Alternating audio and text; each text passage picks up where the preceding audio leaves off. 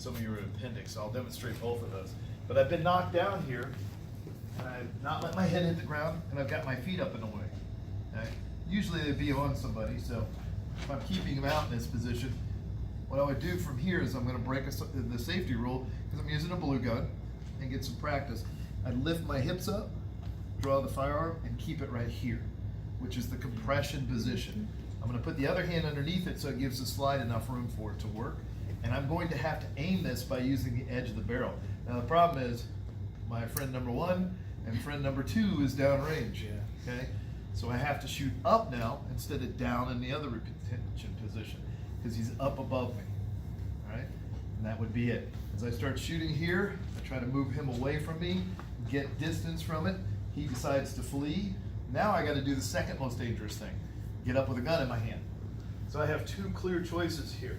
I can either make sure I've got a safe area to point it to and start to get up.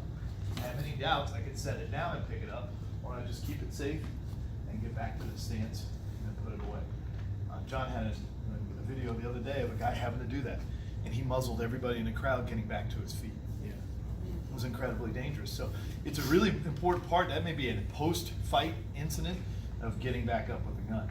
You're going to lift your hips, you're going to draw the gun, and you're going to make a wedge shape underneath it so it gives it enough room for the slide to work. You're going to grip as much as you can of the gun, use the edge of the slide to aim it up with the other person. Really important.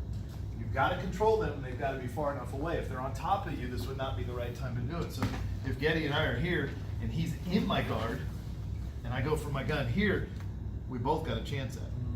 Right? But if I move backwards from him and I've got frames in between him and I draw it here, he can't do it.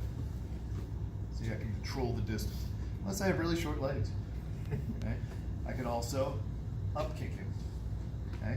I probably don't want to do both of these things together though. All right? So I have the choice of either kicking or drawing the firearm. Kicking is really a pretty useful one, because if you look at this position, it's far easier to just start kicking him than it is anything else. I can protect myself, I can kick, I can drive him off. If he decides to come back in, then I can drive him off with this. Make sure you have enough space to deploy the firearm before you deploy.